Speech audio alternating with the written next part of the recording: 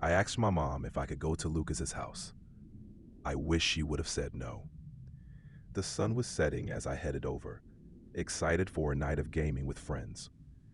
We booted up this new open world game, the kind where anything could happen. Ethan was the first to play. He was crossing a street in the game when a car came out of nowhere, hitting his character. We laughed it off, teasing him about his bad luck. 2 days later, Ethan was walking his dog when he crossed the street and was hit by a car. He died later that night at the hospital. We were all devastated, but we didn't connect the dots at the time. It just seemed like a tragic accident. A few weeks later, after Ethan's funeral, we gathered at Lucas's house again. As we sat down to play, someone mentioned, "Hey, didn't Ethan get hit by a car in the game before it happened for real?" We brushed it off as a coincidence, but a chill settled over the room. That's when the real game began. We were all at Lucas's house, trying to shake off the unease from the last time. Jason, a new friend of ours, grabbed the controller, eager to dive into the game we couldn't stop talking about. As we laughed and joked, the atmosphere seemed lighter, almost making us forget. Meanwhile, Mia had her laptop open, idly browsing at first, but then something caught her attention. As Jason explored the game's open world, Mia's expression changed, growing more serious with each passing minute. Suddenly, she slammed her laptop shut and rushed over, her face pale. "Guys, you need to hear this," she said, her voice trembling. We gathered around as she explained the chilling history she had uncovered. Just as the weight of her words sank in, Jason's character in the game let out a blood-curdling scream, his on-screen avatar meeting a gruesome end. We stared at each other in horror, realizing the nightmare was far from over. As Jason explored the game's vast world, he encountered a distressed NPC by the side of a virtual road, frantically waving for help. Intrigued, Jason approached. The NPC, with a panicked expression, explained that their vehicle had broken down on the train tracks and needed assistance. As Jason's character moved to help, a train whistle echoed in the distance, growing louder. The screen flickered as the NPC, now wielding a knife, repeatedly stabbed Jason's character. We watched in horror as the life drained from his avatar. A chilling silence enveloped the room. We realized then this was no ordinary game. 2 days later, Jason was in the car with his brother, driving through town. They noticed a vehicle stopped on the train tracks, seemingly broken down. As they pulled over to help, a train whistle echoed in the distance, growing louder. Despite their efforts, they couldn't move the car in time. Tragically, Jason met the same fate as his avatar in the game, leaving us all in shock and fear, realizing the game's deadly grip was all too real. We were devastated, struggling to comprehend how the game's horrific scenarios were manifesting in real life. It was clear there had to be more to this game than met the eye. Determined to uncover the truth of the game, we decided to delve deeper into the game's origins, hoping to find a way to break its deadly grip. As the shadows of fear loomed over us, we knew we had to act fast. As we grappled with the shock of Jason's fate, Mia dove deeper into her research, determined to uncover the dark truth behind the game. She discovered online forums filled with rumors about its mysterious developer, who had vanished after its release. Many spoke of a curse, claiming the game blurred the lines between virtual and reality, with players meeting untimely deaths that mirrored their in-game demises. Mia realized we were dealing with something far more sinister than we had imagined. A few days later, we all decided to meet back up at Lucas's house to load up the game again. Determined to uncover its secrets, Mia volunteered to play this time. As the game booted up, an eerie silence filled the room, everyone on edge as we watched Mia navigate the game's ominous world. Strangely, she managed to progress without incident, each of us holding our breath, waiting for the game's next move.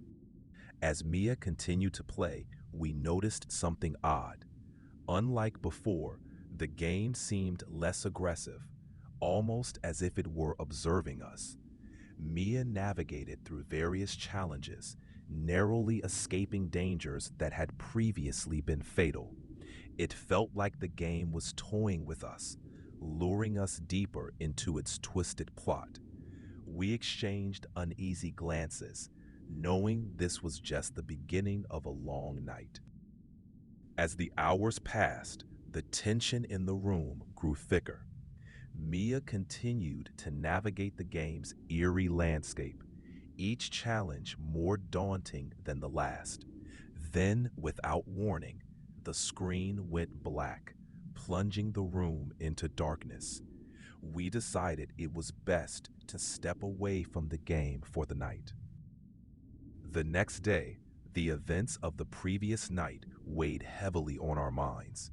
We couldn't shake the feeling that the game was far from finished with us. We agreed to meet up again to uncover the truth behind the game's sinister grip.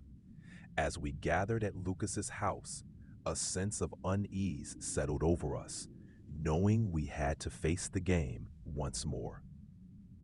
We powered up the game, its haunting music filling the room once again. This time, we decided to explore the game's world together, hoping to uncover clues that could help us understand its dark nature. As we navigated through its twisted landscapes, we encountered cryptic messages and strange symbols, each more unsettling than the last. It became clear that the game was not just a game, it was a doorway to something far more sinister. As we delved deeper into the game, a sense of urgency filled the room. We maneuvered through challenges and deciphered cryptic clues, feeling as though we were getting closer to something. Then, without warning, the screen flickered and went black again, leaving us in a silence broken only by our anxious breaths. It felt like the game was watching us, deciding what to do next. It seemed the game had a sinister mechanism. If no one died within a certain period, the screen would turn black, as if to taunt us. It felt like the game was trying to force us to restart, or perhaps luring us back with the promise of answers. We were caught in its web, uncertain of our next move, but knowing we had to play by its rules. With that thought in mind, we decided to get off the game for the day. We went about our lives, trying to shake off the lingering unease. 2 weeks later, curiosity and a need for answers drew us back to Lucas's house. We agreed it was time to face the game again, hoping this time would be different. We gathered around as Laya took her turn with the game. For a while, everything seemed normal as she navigated through the game's challenges. Suddenly, the game glitched and her character disappeared from the screen. Alarmed, we decided to stop playing for the day. But 2 days later, Maya vanished without a trace. Her phone went straight to voicemail, and no one could reach her. It was as if she had been erased, just like her character in the game. A month later, Lucas was at home, playing the game the day before he was set to go out of town. In the middle of gameplay, he called Charlie, mentioning he would pass the game to him the next day since he would be out of town for a while. While playing, Lucas met his fate in the game. The next day, as planned, He gave the game to Charlie before heading out. 2 days later, news reached us that Lucas had died under mysterious circumstances, just like in the game. With all his friends gone, Charlie had no choice but to find out what happened to them. A few weeks later, driven by a mix of fear and determination, he decided to get on the game. The screen glowed ominously as he prepared to confront the game's deadly grip. Charlie played the game for hours, the glow of the screen casting eerie shadows around him. He eventually fell asleep mid-game, only to awaken to find his character in a different location from where it was when he drifted off. 2 days later, there was no trace of Charlie. It was as if he had vanished, leaving behind only the haunting legacy of the deadly game.